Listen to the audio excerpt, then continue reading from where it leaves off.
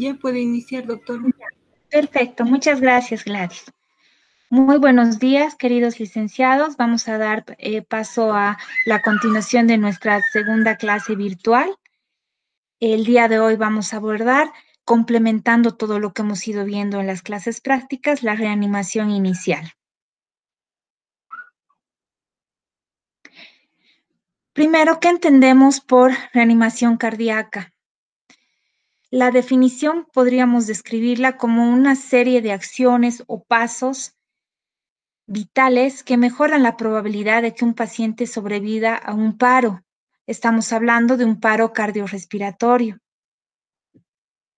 Podemos ver en la imagen una unidad de terapia intensiva donde tenemos todos los equipos a nuestra disposición y el personal que es el que va a asistir cuando se produce este evento o suceso.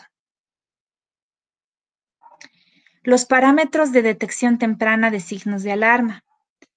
Tenemos, para empezar, la vía aérea amenazada. Es un parámetro muy importante porque este nos va a permitir saber en qué estado está llegando nuestro paciente. Si hay algún tipo de obstrucción, si no está pudiendo respirar, lo podemos observar, ver si lleva sus manos hacia el cuello en señal de que tiene algo atragantado o algo obstruyendo la vía. También tenemos la frecuencia respiratoria. Para determinar la frecuencia respiratoria, podemos dar los valores de que una respiración se ve amenazada cuando existen menos de 6 respiraciones por minuto o en su defecto, más de 30 respiraciones por minuto. Sabemos que el valor normal oscila entre las 16 respiraciones por minuto. La frecuencia cardíaca es otro parámetro importante, ya que podemos determinar si el paciente está con taquicardia o bradicardia. Cuando tenemos menos de 40 latidos por minuto, este paciente igual está amenazando su vida y puede hacer un paro inmediatamente. O en su defecto, cuando su ritmo de frecuencia es muy superior y va a las más de 140 latidos por minuto. La presión arterial sistólica. Ya habíamos hablado de estos pasos la anterior clase, donde oscila entre una presión normal de 70 a 120. La presión en sí como tal no es un parámetro tan determinante que nos puede, sí se la puede medir, se la puede controlar para ver si hay una caída abrupta, pero de todos estos parámetros que estamos hablando de detección temprana, el más importante es la frecuencia respiratoria, es el, por así decirlo, el signo clave, el más confiable. En base a la frecuencia respiratoria vamos a saber el tipo de accionar que nosotros vamos a tener ante un paciente politraumatizado.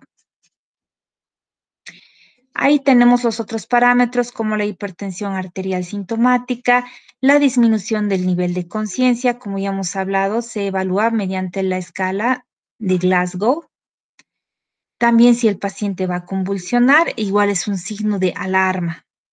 Si hay una reducción importante de la diuresis, es igual, es un parámetro muy importante.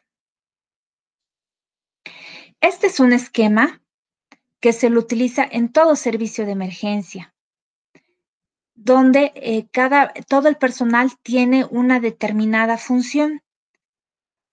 En este estamos trabajando con 6 personas, que es como debería trabajarse en un servicio de emergencia. Tenemos como la persona que está a cargo, que le damos la denominación de líder. Es el que asigna los roles a los demás miembros y toma las decisiones de tratamiento. Generalmente también aquí participa el médico de emergencia o emergenciólogo.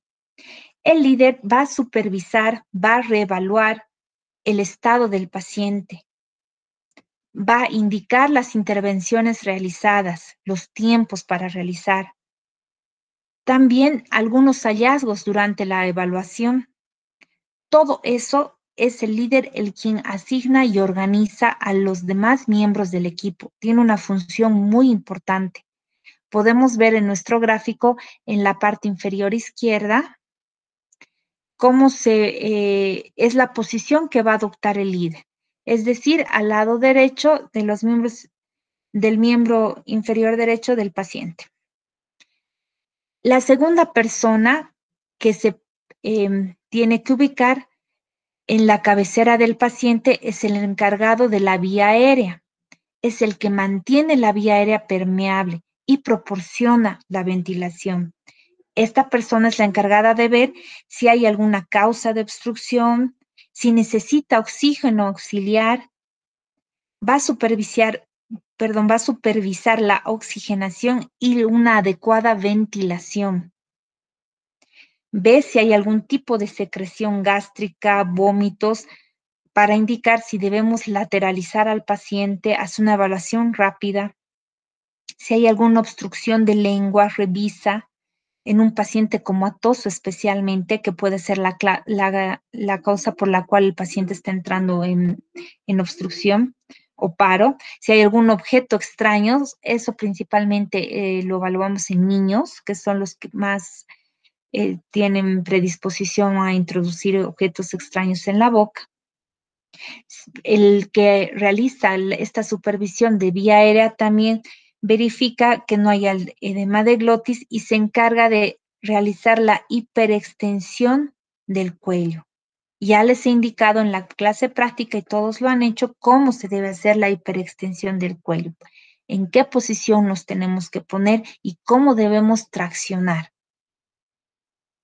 Es el que debe agarrar la mascarilla en forma de C. Eso también ustedes ya lo saben. Entonces, todas estas funciones están asignadas al que realiza la vía aérea. Podemos ver en nuestro gráfico que al lado izquierdo del miembro superior del paciente se va a acomodar el encargado de desfibrilador. Es el que trae el dispositivo externo y también es el encargado de intercambiar con el que está realizando las compresiones. Yo les había dicho que después de 5 ciclos, que aproximadamente son 2 minutos de realizar el masaje cardíaco y las compresiones, para el que está haciendo las compresiones ya es muy dificultoso el continuar, por lo que debe intercambiar con el que está al frente, que es el desfibrilador. Este también, el encargado de desfibrilar, pone el oxímetro de pulso inicialmente para ver cuánto es la saturación.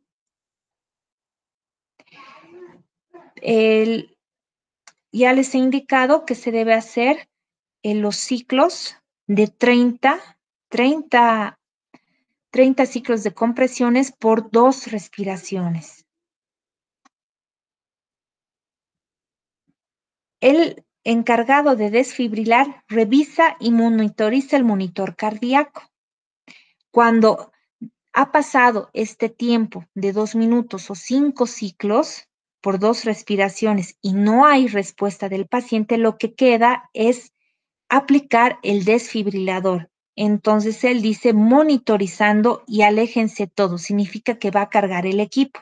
Existen 2 tipos de equipo de desfibrilador, el monofásico y el bifásico. El monofásico tiene 360 joules de potencia y el bifásico 120 joules. Generalmente los servicios trabajan con el bifásico de 120. Se da una sola carga, todos tienen que retirarse de la mesa, se da la carga y luego se vuelve al masaje cardíaco o al RSP. Siguiendo con las funciones de los miembros del equipo, tenemos el que realiza las compresiones. Este realiza 5 ciclos de compresiones y, como les había indicado, cambia con el que se encarga de la desfibrilación pasada este tiempo. Las compresiones, las primeras 30, según literatura, dice que deben ser sobre el paciente, pero eso es muy discutible, ya que a veces puede ser que el paciente sea una persona gordita o ocupe mucho espacio en la camilla y no hay un lugar adecuado o indicado espacio para que que va a realizar las compresiones suba por la camilla. Entonces se lo debe manejar en la posición en la que está para realizar las compresiones. A 2 traveses de dedo por encima del apéndice sifoides. La mano zurda debajo, como ya les he indicado y ustedes ya lo han realizado en la práctica, y la mano diestra arriba. Se debe hacer fuerza, solo la palma va al esternón. Se entrelazan los dedos para evitar fracturar la parrilla costal. Siguiendo con los que participan, tenemos el que administra los medicamentos. Generalmente, esta labor la realizan los licenciados de enfermería, y si es que el licenciado de enfermería está ocupando uno de los lugares de compresor, entonces la realiza el auxiliar. ¿Qué hace el que suministra medicamentos? Expone al paciente. Ya les he indicado cómo se debe exponer. Son los cortes que se realiza de la ropa de la parte distal hacia la proximal por el medio para exponer al paciente y hacer una evaluación rápida si este paciente tiene algún tipo de fractura expuesta, algún tipo de herida o hemorragia. No solo pone los medicamentos, también es el encargado de preparar el acceso venoso. Ya les había dicho que de preferencia siempre se ponen 2 vías en ambos brazos. Una que es exclusiva para los medicamentos y la segunda para administrar los hemoderivados, ya sea plasma, paquetes globulares y demás sustancias, donde van las aminas vasoactivas y todo lo que son expansores de volumen.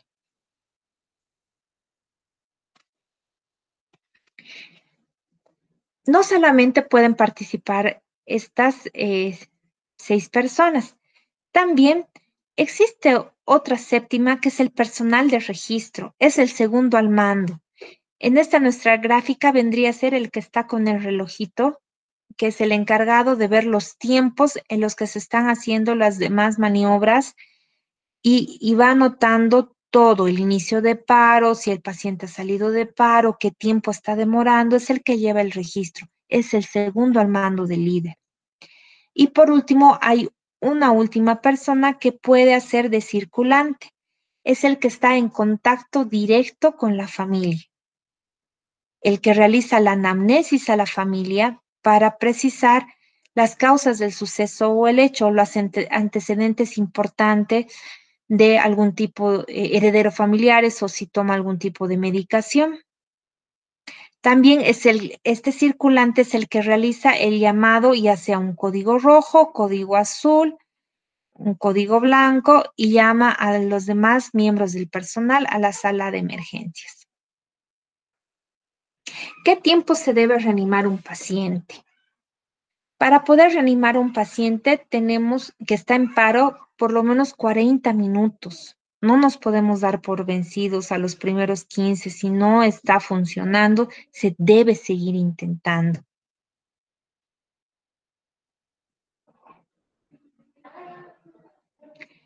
Habíamos dicho que para una evaluación rápida tenemos que seguir los pasos del A, B, C, D, E. En el A teníamos la vía aérea. Esta está de acuerdo al manejo en función al nivel de conciencia del paciente. Tenemos distintos dispositivos que usamos en la vía aérea. Tenemos el dispositivo de bajo flujo. Aquí encontramos las puntas nasales y la máscara simple. Recordamos que para realizar el manejo de la vía aérea, primero tenemos que hacer la maniobra de tijera invertida con el dedo pulgar e índice para aperturar la boca del paciente sin lastimar. Y sabemos que al hiperextender el cuello, automáticamente tenemos más, es más fácil igual realizar esta maniobra sin hacer presión en el paciente. Ya sabemos que luego de esto se agarra las cánulas como garfio y se gira a los 180 grados, como igual lo hemos practicado. ¿Qué podemos decir de las puntitas nasales? Estas puntas se pueden usar específicamente en pacientes con EPOC, enfermedad pulmonar obstructiva crónica. ¿Cuáles son sus ventajas? Las puntas nasales son muy bien toleradas, el paciente se siente cómodo, también las llaman en algunos servicios las famosas bigoteras. ¿Qué nos da estas puntitas nasales? Em, Nos pueden pasar fracción inspiratoria de oxígeno de 27% si es que se administra a 2 litros por minuto y de un 36% de fracción inspiratoria de oxígeno si es que estas van a ser administradas a 5 litros por minuto, que es generalmente el estándar de que se utiliza la concentración de oxígeno que se da cuando se usa las puntitas nasales. Se pasa a 5 litros por minuto. ¿Cuál es la desventaja? Puede producir resequedad e irritación de la mucosa nasal.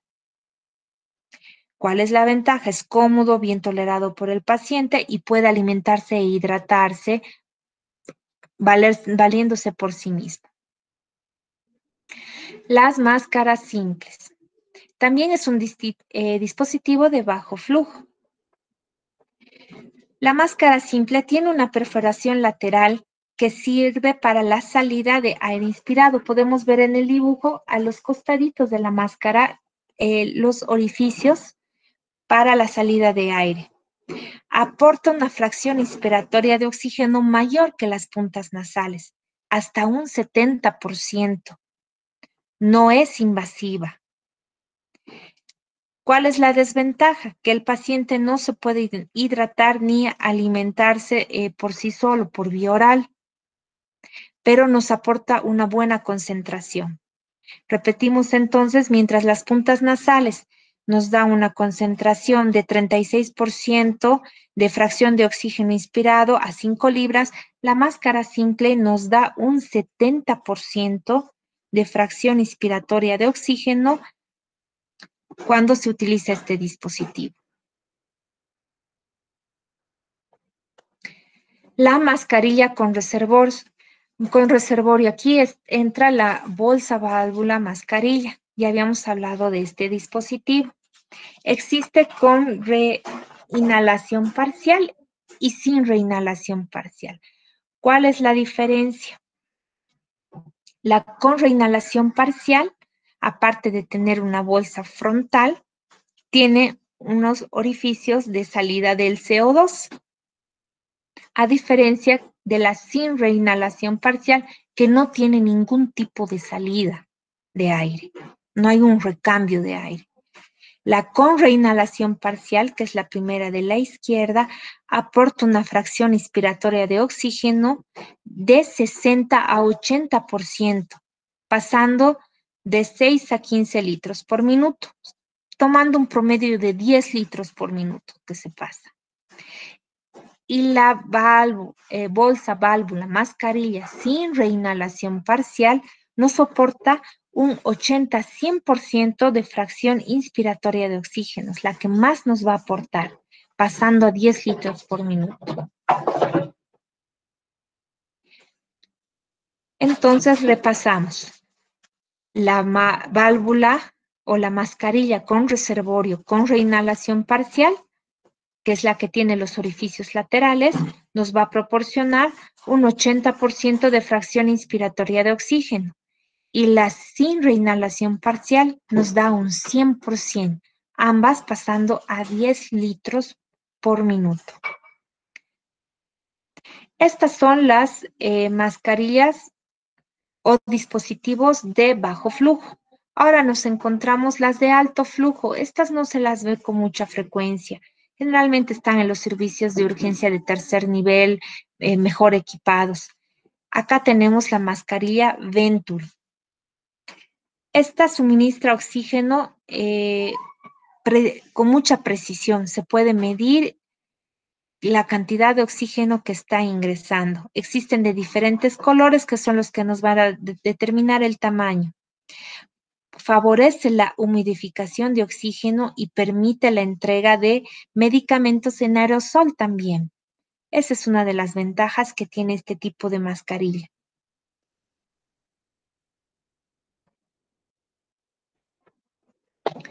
Cuando un paciente está consciente, pero crítico, es decir, que se nos puede descompensar en cualquier momento, se pone la mascarilla más una cánula nasofaringea. Pueden ver en las pantallas, hay distintos tamaños. Esta canulita nasofaringea se utiliza para garantizar la permeabilidad de vías aéreas respiratorias. Facilita la eliminación de secreciones traqueobronquiales para que el paciente no se nos broncoaspire. Va desde la región del ala de la nariz, así se va a medir, hasta el ángulo o base de la lengua o el ángulo mandibular.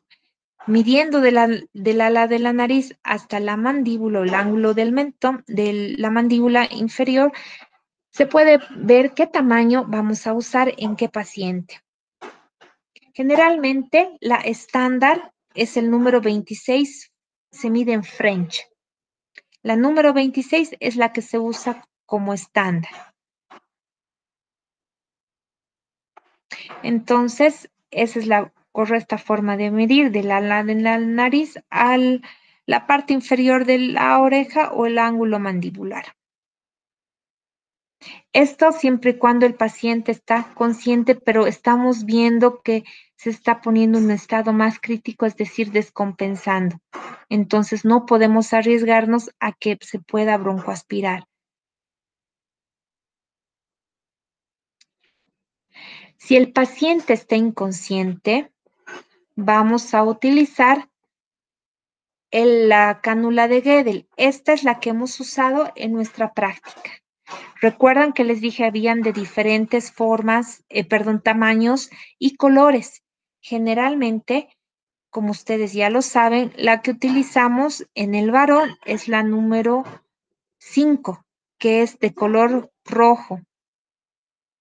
Si es que el varón es de buen tamaño, es alto o es gordito. La amarilla también se puede usar en el varón, es una intermedia. La verde se usa en las mujeres. Y también se puede usar la amarilla en las mujeres que son más gorditas o de mayor estatura.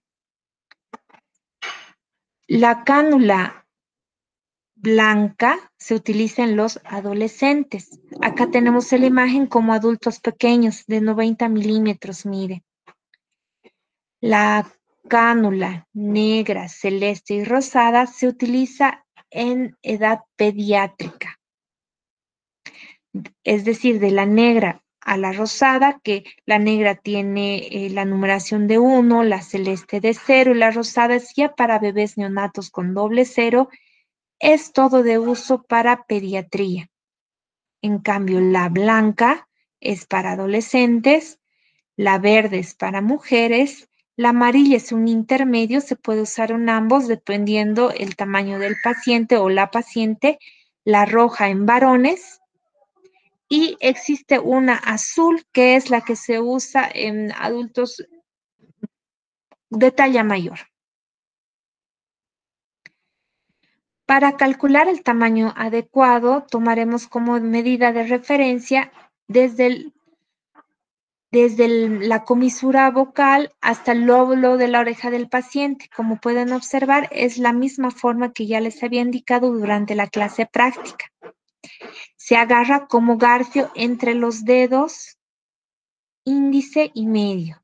Se introduce la boca del paciente con la abertura hacia arriba, hacia el paladar, en forma de garfio, hasta introducir 2/3 partes de la cánula y después se va girando 180 grados hasta volcar la cánula, orientada a la abertura hacia abajo, hacia la tráquea, para introducirla suavemente. Siguiendo, pueden ver en la figura que lo que hacemos es seguir la disposición anatómica con la forma de la canulita.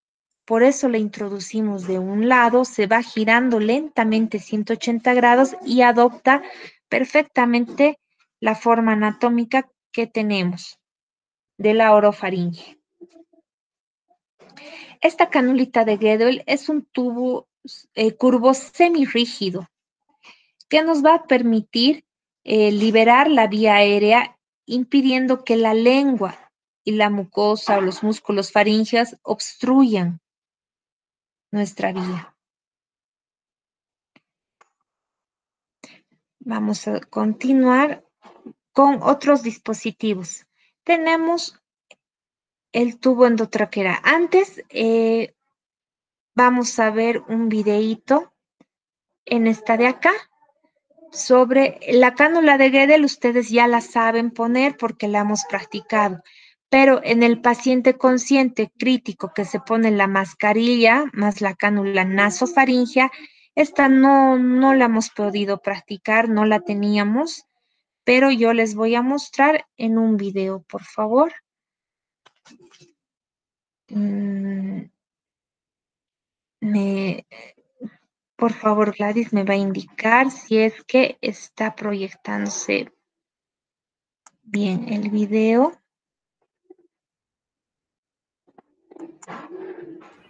Gladys, ¿está en pantalla el video? Sí, se ve, doctora, el video.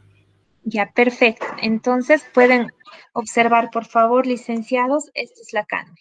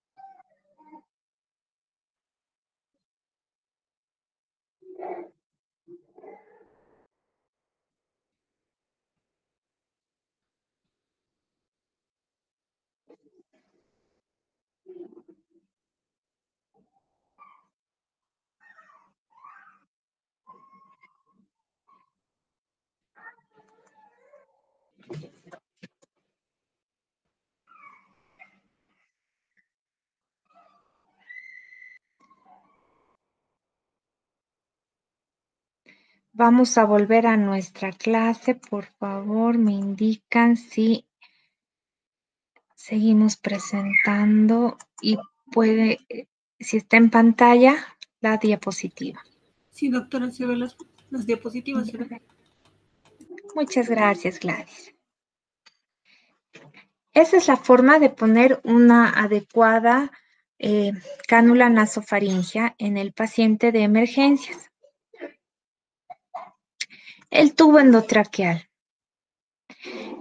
Para realizar esta maniobra, tenemos que usar las diferentes palas o el laringoscopio. Puede ser las más conocidas son la pala recta, que es la Miller, la pala curva, que es la McIntosh, y también existe la McCoy, pero las que usamos más son estas dos, la pala recta y la pala curva. Debemos intubar y usar el tubito endotraqueal. ¿Cuál es la función de este tubo endotraqueal? Aísla la vía aérea, asegura una elevada concentración de oxígeno y también es una vía alterna de medicamentos. Se puede verificar auscultando el epigastrio, luego el hemitórax izquierdo y el derecho para ver que nuestro tubo endotraqueal ha sido correctamente introducido y no se ha ido a cavidad gástrica. Cuando bolseamos después de estar colocado el tubo endotraqueal, si se infla el estómago, significa que se nos ha ido el tubo a cavidad gástrica y tenemos que volver a intentar. La forma de intubar, qué sé yo, es un poco más de especialista, pero bueno, sé que algunas licenciadas lo han hecho en algunos servicios. ¿Qué tiempo de duración tiene el estar con el tubo endotraqueal? No puede estar más de 15 días porque va a producir isquemia. este globito que se encuentra ahí en las pantallas, pueden ver en la parte distal del tubito, hay un globito que es el que se va insuflando. No puede permanecer más de 15 días. Una vez colocado el tubito, se insufla con una jeringuita unos 5 cc para inflar el baloncito. Y se fija la parte que está en la boca con una cintita o un esparadrapo. Algunos lo fijan al cuello para que el tubo quede inmóvil. Las soluciones parenterales. Las soluciones parenterales más comunes que usamos en los servicios son el suero fisiológico. Los usos que los damos son para reposiciones, si ha habido una deshidratación, si el paciente está en shock, si ha habido quemaduras extensas. Obviamente no debemos pasar el volumen en normal porque el excesivo puede provocar una acidosis ya que contiene elevada cantidad de cloro y sodio. Una solución o suero fisiológico, entonces nos va a aportar sodio y cloro a 154 miliequivalentes por litro. La solución fisiológica es al 0,45. 0,45 se da generalmente. Acá tenemos uno de 0,9 al 0,9%. Entre las soluciones, la fisiológica se la considera una solución isotónica. ¿Por qué? Porque está en una concentración igual a las soluciones que tiene nuestro propio cuerpo. En cambio, una solución hipotónica es menor a las concentraciones de los electrolitos que nuestro cuerpo maneja. En las hipotónicas tenemos el Ringer lactato, que es la segunda que pueden apreciar en el cuadro. Igual se lo utiliza en deshidratación, shock, quemaduras. Es un poco más costoso, pero es una de las que más se usa cuando el paciente viene politraumatizado. ¿Qué tiene el Ringer lactato? Tiene sodio, cloro y potasio. Calcio también aporta.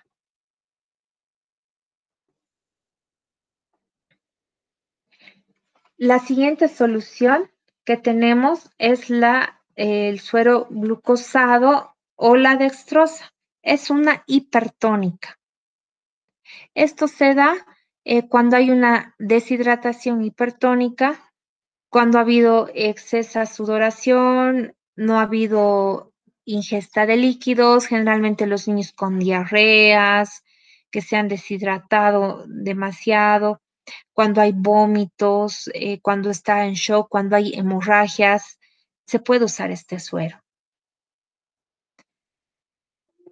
Igual, el exceso puede producir intoxicaciones acuosas. La otra solución glucosalina dextrosada viene al 4,5%. Igual se usa en deshidrataciones, en periodos posoperatorios o para tener solo de vías, ¿no? Muchos de estos sueros generalmente se manejan de vías. Y también se puede usar una solución de bicarbonato, pero eso es cuando el paciente entra en acidosis metabólica.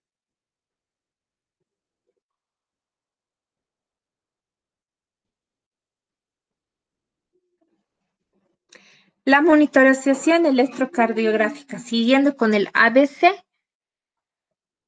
tenemos la de circulación. Esto me imagino que ustedes ya lo dominan, lo saben manejar muy bien, lo hemos practicado y es la correcta colocación de las derivaciones precordiales o electrodos. Haciendo un pequeñito repaso, tenemos que esta se va por colores y la primera derivación B1, que es la de color rojo, va en el cuarto espacio intercostal en el borde derecho del esternón. La amarillita, siguiendo el color de la bandera, que es una forma de ubicarnos como mnemotécnico, es la derivación B2. Va igual en el cuarto espacio intercostal, pero en el borde izquierdo. Para poner la derivación B3 o verde es mejor primero poner la derivación B4 o café. Esta va en el quinto espacio intercostal siguiendo la línea medio clavicular por debajo del pezón o tetilla, que es nuestro referente anatómico. Para poner la derivación B3, que era la verde, entonces vamos a poner exactamente al medio de la derivación B2 amarilla y la B4, que es la café. La B3 va a ir en el cuarto espacio intercostal igual.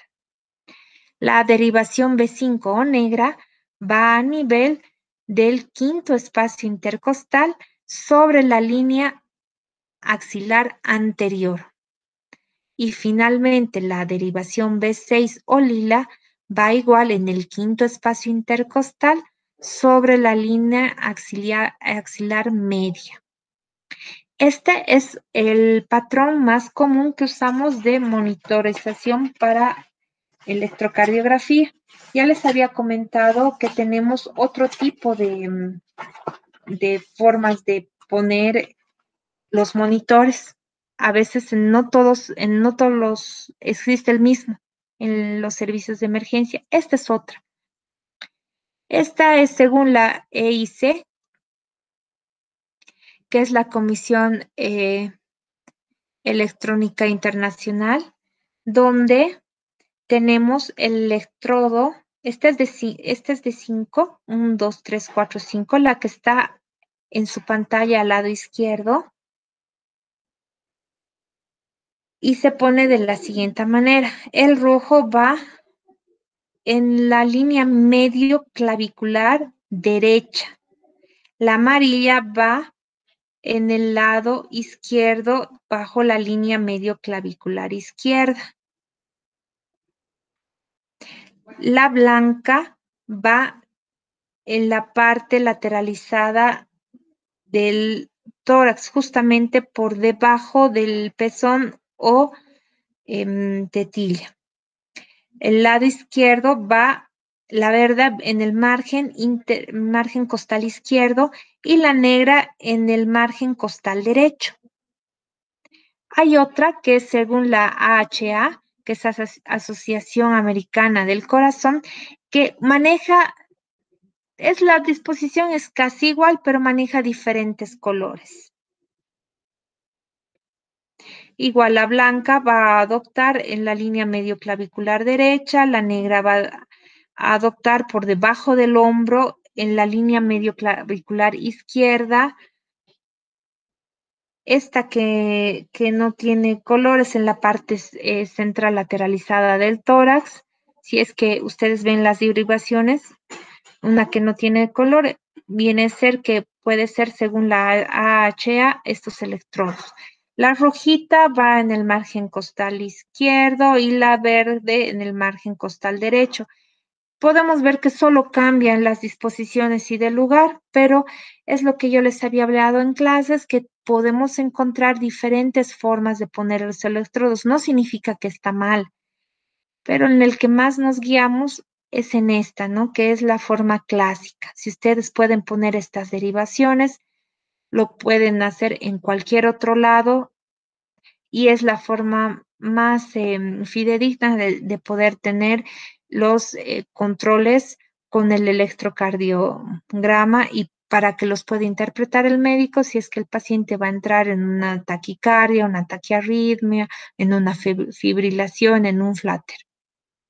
Entonces, estas son las otras formas de poner. Y vamos a seguir continuando con la reanimación neonatal. Esto nos toca ver en la práctica, lo vamos a hacer. ¿Qué es lo importante? Tenemos que tener al paciente, puede ser desde un bebé menor de 1 año a un niño mayor de 1 año, que lo debemos colocar alineado en una superficie plana, lisa y dura. Abrimos la vía aérea mediante la maniobra frente-mentón, es decir, como pueden ver en el dibujo, se agarra la frentecita con una manito y con la otra, la derecha, se baja un poquito el mentón para abrir la vía aérea. Colocamos una mano sobre la frente, inclinamos la cabeza hacia atrás suavemente, haciendo una ligera extensión del cuello. No se puede hiperextender el cuello como en un paciente adulto. Por anatomía de los bebés es mucho más delicado. Debe ser una posición moderada y neutra en los lactantes. No se extiende hacia atrás. Solamente se hace la maniobra frente-mentón. Simultáneamente elevamos un poquito el mentón con la punta de los dedos índice y medio de la otra mano. Bueno, acá no se ve en la figura, pero se agarra justo del mentoncito con una manito y con la frente y la otra mano en la frente. En pediatría, las compresiones torácicas se harán en la mitad inferior del esternón, a un través de dedo por encima del apéndice cifoides. En lactantes realizaremos las compresiones torácicas con 2 dedos perpendiculares al tórax, o bien abrazando con 2 manitos el tórax del bebé, si es que este es un bebé lactante o menor de 1 año, aprisionando con los pulgares y siguiendo una secuencia de 30 compresiones por cada 2 insuflaciones lentas, si es un solo reanimador. Las 30 compresiones deben ser de 1 segundo, o sea, no pueden tardar y tienen que ser rítmicas y regulares. Si hay 2 reanimadores, se puede inclusive hacer el esquema de 15 compresiones por cada 2 insuflaciones. Vemos aquí que las 2 insuflaciones siempre se mantienen. Otro paso importante es que cuando vamos a empezar a reanimar al bebé, al neonato menor de 1 año, siempre se inicia con 5 insuflaciones. Se da 5 insuflaciones. Si estamos en una calle o en un supermercado y vemos que el niño ha entrado en paro, ¿qué es lo que primero tenemos que hacer? Escuchamos, acercamos el oído hacia la nariz, boca del bebé para ver si hay algún tipo de respiración. Escuchamos, vemos u observamos la parte del tórax si es que se va a elevar para ver si está respirando o no. Entonces es escuchar, mirar y observar. Si vemos que no hay ningún tipo de respuesta, el paciente está entrando en paro, entonces realizamos 5 insuflaciones. Si estamos en un lugar donde no tenemos una bolsa, válvula, mascarilla, lo hacemos directamente con la boca, sellando la nariz y la boquita del paciente. Si es un niño ya mayor o más grandecito, apretamos como pinza las fosas nasales, de igual manera aperturamos la boquita, dependiendo de la edad del niño, haciendo la maniobra invertida de tijera, o si es un bebé pequeñito, frente mentón. Realizamos esa maniobra para aperturar la boca y extender un poquito la cabeza en una posición neutra de los lactantes y sellamos con la boca tanto nariz como boca del lactante o del neonato al que le vamos a realizar el RCP. Entonces, ¿qué puntualizamos? Que cuando se va a iniciar el RCP en estos niños, primero debemos dar 5 respiraciones antes de ingresar con el masaje cardíaco. Se dan 5 seguidas. En esta imagen podemos ver la otra forma que yo les había indicado, que es abrazando y poniendo los dedos por debajo de la parte posterior del tórax y con ambos pulgares a un través de dedo por encima del apéndice cifoides vamos a realizar las compresiones. Y la otra forma es esta, como la que ven en su pantalla, con 2 deditos por encima del apéndice cifoides, estando del lado lateral del niño o del lactante, realizamos las compresiones con 2 deditos.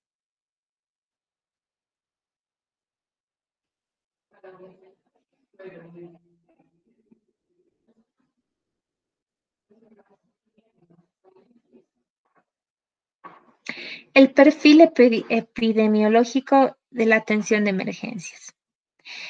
He tratado de buscar los datos en Cochabamba, lamentablemente no me reportaban algo tan completo como el que he encontrado de este hospital, que es el Hospital de Clínicas, y un comparativo con varios hospitales o centros en La Paz. Este me pareció más completo, pero los datos reflejan similar a lo que sucede igual en nuestros servicios de urgencia en nuestro departamento de Cochabamba. Podemos ver que las primeras patologías que ingresan en un servicio de emergencia son las policontusiones, las intoxicaciones, las heridas contusocortantes, no faltan las colelitiasis agudas, el trabajo de parto, dependiendo si este llega con riesgo, ya tenemos como una situación de urgencia o emergencia. Si está en periodo expulsivo o hay alguna retención, entonces es para un actuar inmediato. Los TECs, que son por caídas, politraumatizados, policontusos, el dolor abdominal, que se puede complicar con una colelitiasis, es el origen, u otro tipo de patología, como un abdomen agudo. Las infecciones del tracto urinario. Todo esto se va esclareciendo en el triaje, que es lo primero que hacemos cuando el paciente entra a nuestro servicio de emergencia, con una correcta anamnesis también del paciente. Nos va a indicar si está viniendo con antecedentes de caída, de accidente, de haber estado en algún tipo de acontecimiento que nos dé más parámetros para poder precisar cómo clasificarlo. Las diarreas y de deshidrataciones, que es uno de los motivos de emergencia en los niños, especialmente porque ellos se nos descompensan con más facilidad que un adulto. Los diferentes traumas. Los menos comunes son las mordeduras de serpientes y demás, porque para empezar, dependiendo la zona endémica epidemiológica en la que nos encontramos. Ahora en el Chapare sí es muy común que haya este caso de mordeduras de serpientes.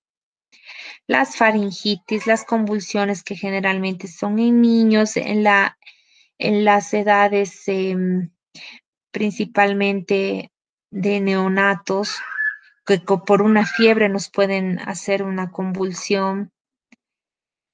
Y demás patologías, como podemos observar en el cuadro, son las que más se presentan en los servicios de urgencias. Los síndromos tóxicos, ahí tenemos las famosas intoxicaciones por barbitúricos, por raticidas. En las mujeres gestantes, las eclampsias, preeclampsias y demás. Dependiendo los grupos etarios, el sexo, podemos determinar los diferentes motivos de atenciones de emergencias, pero estar siempre pendientes, preparados y alertas para poder dar una atención precisa, rápida, haciendo un triaje adecuado en nuestros servicios.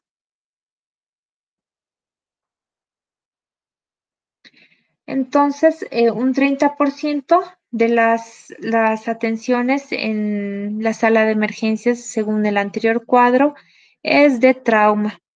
Y el 70% las urgencias médicas, que son las que contemplan las diferentes patologías, ya sea ginecológicas o específicas de niños. Y en traumas tenemos los accidentes de tránsito, las caídas y demás. Pueden ser muchas veces laborales u otro tipo de accidentes, ¿no? No siempre vehiculares. El trauma en emergencias. Se considera trauma a todas las lesiones internas o externas provocadas por la acción de agentes físicos o mecánicos exteriores. Este tipo de lesiones ocurren con mucha frecuencia. Pueden ser causadas por accidentes de tránsito, domésticos, laborales, los deportivos y hasta por la delincuencia. Cuando hablamos de hasta por la delincuencia, ¿qué viene a nuestra mente? Hacer una buena custodia, que también lo hemos visto en las otras clases, para la recolección de elementos que luego pueden ser pruebas para los diferentes procesos legales que se hacen en este tipo de accionares o accesos de delincuencia donde participa la policía y demás fiscales y todas las investigaciones pertinentes. Las principales causas de un trauma se producen por accidentes laborales, accidentes de tránsito, que son los más comunes, riñas y peleas domésticas, caídas de altura, las lesiones deportivas y las enfermedades degenerativas o crónicas. En esto puede entrar la artritis reumatoide, la osteoartritis. Generalmente estas son las personas de tercera edad.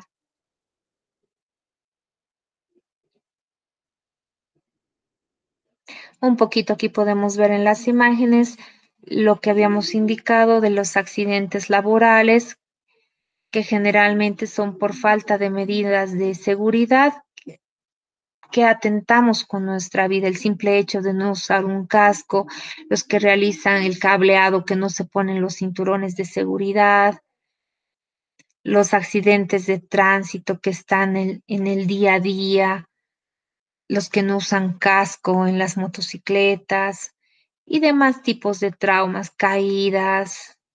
En los niños también, el estar en casa, pueden haber descargas eléctricas, quemaduras y demás. Existen algunas medidas que se pueden usar para contener o ayudarnos en el manejo de estos pacientes politraumatizados. Entre ellas tenemos también el torniquete. Este torniquete está contraindicado para la mayoría de los casos. Generalmente se usa si es que el miembro o la extremidad ya no se encuentra vitalidad y puede llegar a una amputación, pero tenemos que cohibir o limitar la hemorragia que se está produciendo. Puede ser por una herida grande, una fractura expuesta, se puede ver las partes óseas. ¿Y qué es lo que hay que priorizar? Que no caiga el volumen, entonces se debe hacer una compresión con el torniquete para que nuestro paciente no entre en un shock hemorrágico. Se coloca una vendita o un lienzo ancho a unos 5 centímetros, más o menos 4 traveses de dedos de donde está la heridita.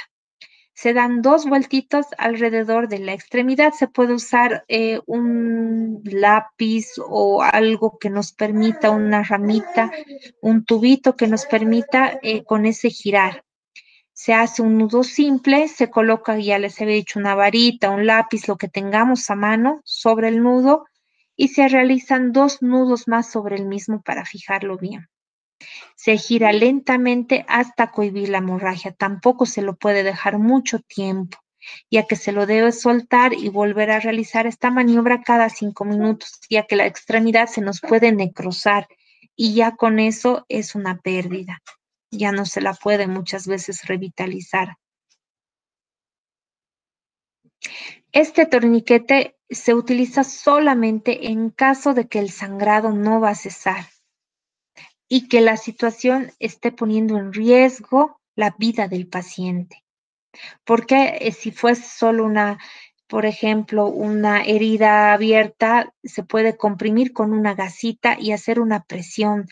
O vemos una arteria, un vaso que ha sido cercenado o que está sangrando activamente, se puede igual con los dedos aplicar sobre el mismo vaso una compresión. Pero si no tenemos otra y nosotros tenemos que trasladar al paciente y es una herida que no está cediendo, necesitamos hacer este tipo de torniquetes hasta trasladar a la persona lo más antes posible a un servicio médico o de urgencias.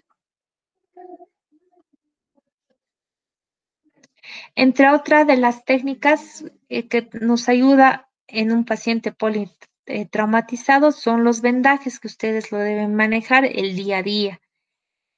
Para hacer un correcto vendaje se puede hacer de la parte proximal a la distal o distal a proximal, dependiendo lo que queremos fijar o qué es lo que tenemos que enfatizar en este tipo de vendaje. Por ejemplo, aquí tenemos un vendaje de la extremidad que se realiza siempre en forma de 8.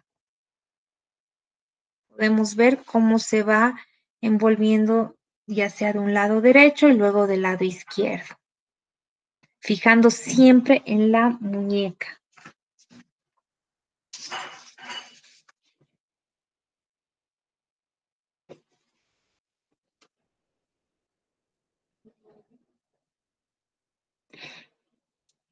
Los tipos de inmovilizaciones. Entre los tipos de inmovilizaciones ya les he hablado de los vendajes, que es de forma funcional.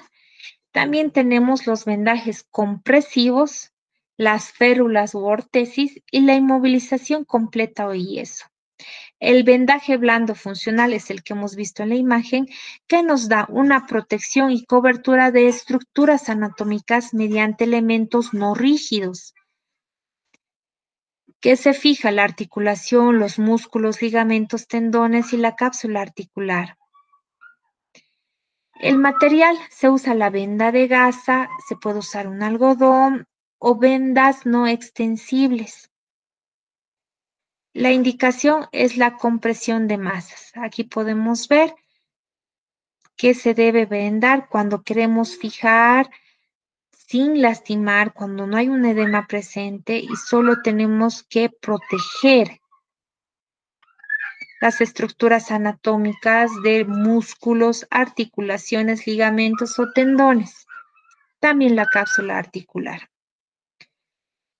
A diferencia del vendaje compresivo, este que realiza prioriza la disminución del edema. Esa es su principal función. Cuando hay un edema presente, vamos a hacer un vendaje compresivo, ya no es blando. Entonces, nuestro material va a cambiar. Ya no se usa la venda de gasa, sino la venda elástica. Esto es cuando hay una superposición de múltiples capas de tejido. Necesitamos disminuir el edema. Tampoco se lo puede hacer con mucha presión. Cuando hay enguinces, aumento de volumen en las extremidades, se puede usar en rodillas, miembros inferiores, igual en la extremidad superior. El sistema o el modo de vendar es el mismo que se aplica en el otro vendaje. Generalmente siempre se venda en forma de 8.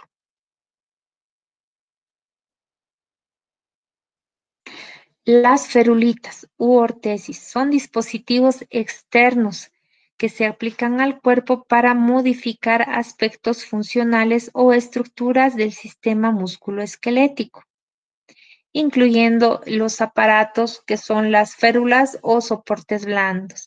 Cuando no tenemos las férulas rígidas o las que ya se encuentran muchos servicios de emergencias, nosotros tenemos que crear y hacer estos dispositivos, como podemos ver en la pantalla. ¿Qué hacemos al realizar este tipo de férulas? Protegemos las estructuras anatómicas mediante la incorporación de elementos rígidos. Vamos a proteger la articulación, los músculos, los ligamentos, tendones y cápsula articular. ¿Qué pasa si vemos a simple vista, haciendo siempre un comparativo de una extremidad con la otra, que ésta se encuentra aumentada de volumen, está inclusive, se puede ver un hueso ya desviado y nos da una indicación clara de que estamos posiblemente ante una fractura? Tenemos que inmovilizar hasta derivar, dependiendo del nivel en el que nos encontremos. Si estamos en un centro de primer nivel, no es mandarlo en ambulancia al paciente para que llegue. Tenemos que inmovilizar la articulación o la extremidad. Como les había dicho, no siempre contamos con el dispositivo ya listo, entonces nosotros lo creamos de cajita de cartón. Eso también lo vamos a ver en la práctica, nuestra práctica final, cómo hacer este tipo de férulas. Vamos a necesitar venditas de gasa para fijar y acolchonar siempre, de preferencia con algodón. Se debe poner un algodón antes de poner nuestra ferulita hecha de cartoncito y luego lo fijamos con una vendita de gasa. Seguramente ustedes ya lo han realizado esto en sus servicios, así que va a ser sumamente sencillo llevarlo a la práctica, solo un repaso de cómo se debe hacer. Acá les voy a mostrar un poquito para reforzar lo que hemos ido viendo del masaje cardíaco en los niños. Por favor, Gladys me indica si está bien la pantalla, si estoy compartiendo. Todavía no. Sí, doctora, se está compartiendo la pantalla. Pero no completa, ¿verdad? Sí, no, incompleta. Ya, ahorita la vamos a compartir en modo completo. Ahora, Ahora sí. ya. Vamos a apreciar este video, por favor.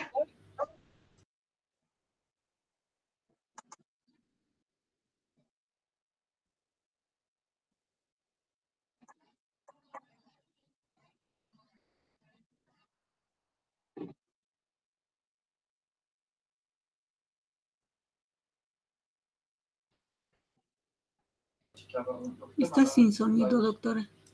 ¿Está sin sonido? ¿Estás segura que está sin sonido? Porque a mí me sale con sonido. A ver, nuevamente.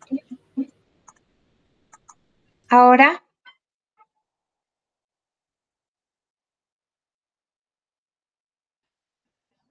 ¿te llega con sonido? No, está sin sonido.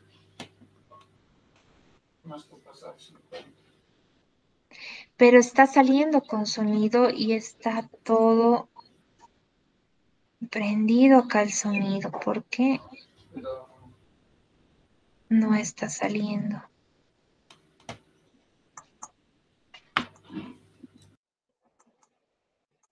A ver ahora. ¿Ahora te llega con sonido? No,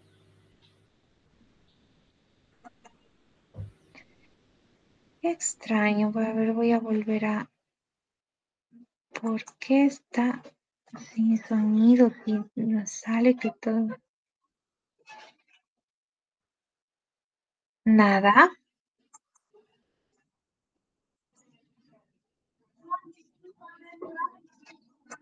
Ahora Gladys, ¿estaba con sonido?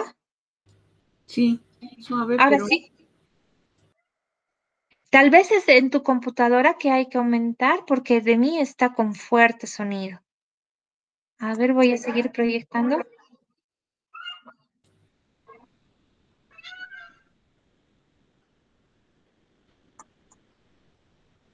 ¿Está con sonido?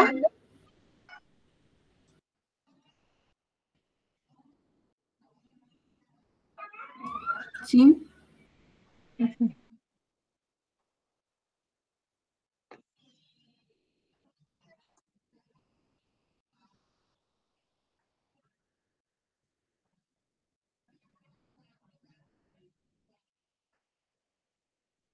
no, doctora, no tiene sonido.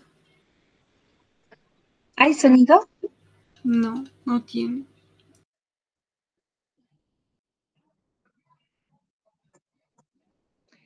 ¿Estás segura? Porque sale fuerte el sonido y no tengo ninguno de los dispositivos silenciados. Y el otro se ha podido proyectar sin problema. A ver, nuevamente voy a volver a intentar.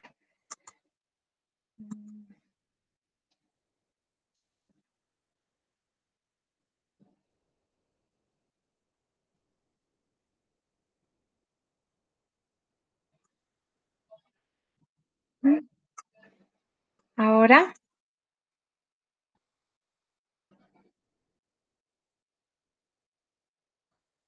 ¿se escucha?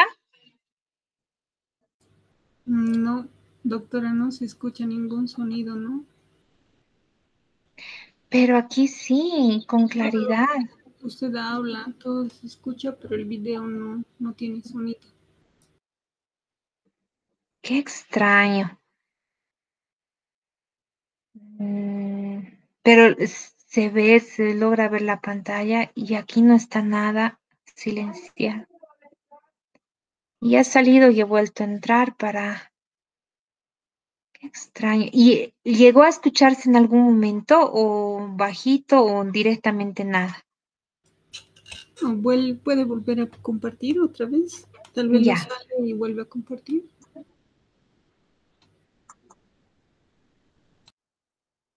ya estoy compartiendo.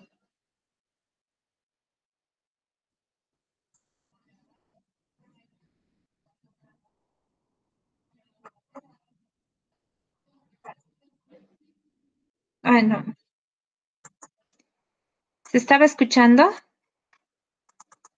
No,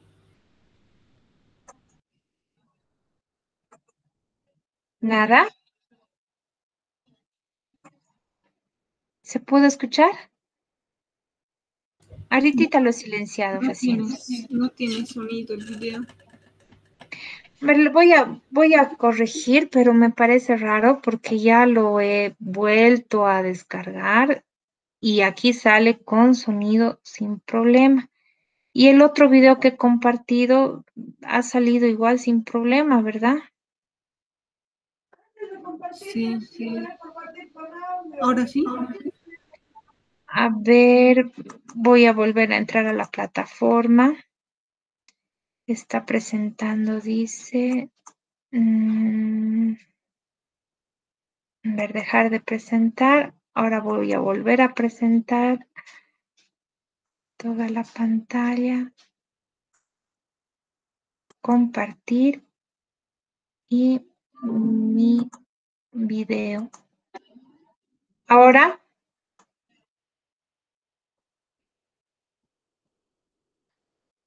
¿hay audio? No, no tiene audio. Bueno, haremos una pausita, por favor, Gladys. Voy a revisar eso porque es importante que lo vean. Por favor, nos daremos una pausita de... nos